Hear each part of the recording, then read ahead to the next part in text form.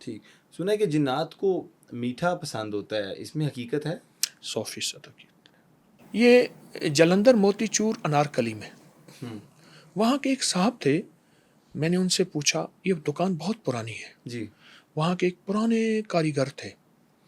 پھر ایک اور دکان پہ تھے، وہ ان کو ہم بھائی نظام الدین کہتے تھے، فوت ہو گئے. اب ان کے بیٹے مٹھائی کی دکان ہے. اچھا. کئی مٹھائی والوں سے میں نے پوچھا، میں نے کہا آپ کے ہاں مٹھائی، لوگوں کے ہاں اپنا نمکین چیزوں کا ذوق بڑھ گیا ہے. ہاں جی. میٹھے کا ذوق ختم ہو گیا ہے. تو اتنی مٹھائی. اس نے کہا یہ 2 چیزیں ہیں جو آج تک بن رہی ہیں. قرآن چھپ رہے ہیں.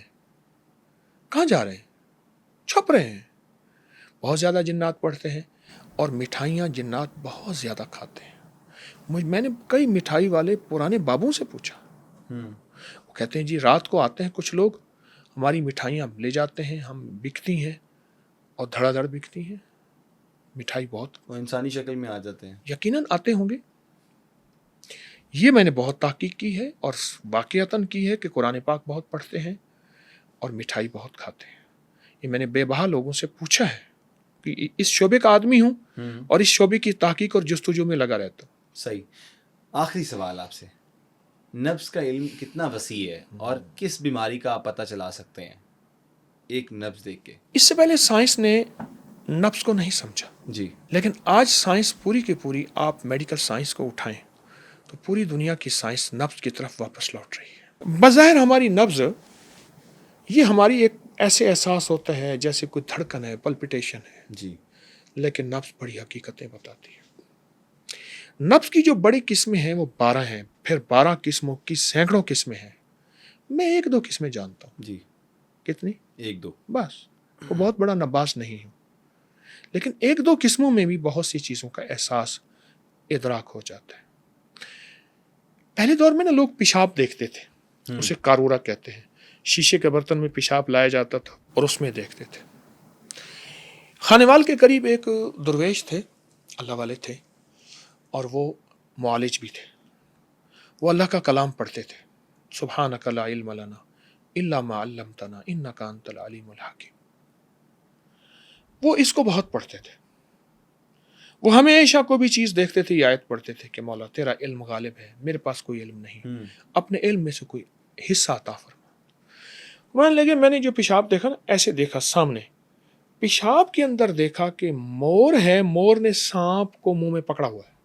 میں سمجھ گیا. میں نے کہا اس نے مور کا گوشت کھایا ہے؟ سوچ کے ہاں کھایا ہے. میں نے کہا اس وقت مور نے تازہ تازہ سانپ کھایا تھا. مور کی مرغوب غذا ہے، میرے پاس اپنے مور ہیں. سانپ کھایا تھا. وہ سانپ کا زہر گوشت کے ذریعے اس کے جسم میں. اب ہم اس کا علاج سانپ کا علاج کریں گے. کہا سانپ کا علاج کیا، بندہ ٹھیک ہو گیا. یعنی اب اس کا دوسری بیماریوں کا علاج نہیں کریں گے، سانپ کی زہر کا علاج کریں گے. وہ تشخیص کر لیا انہوں نے. اور وہ اللہ کے نام میں طاقت ہے، تاثیر ہے. اگر بندہ یقین سے پڑھے، لے جاہے قلبی سے پڑھے، دل کی کیفیتوں سے پڑھے، اللہ دیتا ہے.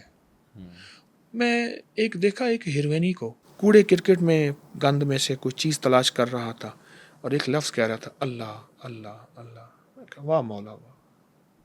لوگ اس کو کس اعتراض سے دیکھتے ہیں، پر یہ بھی تجھے یاد کرتا ہے. اور میں نے تو ایک تجربہ کیا ہے، وہ لوگ جن پہ لوگ بہت زیادہ اعتراض کرتے، بہت زیادہ، ان کا خاتمہ ایمان پہ دیکھا. انہیں کلمہ نصیب.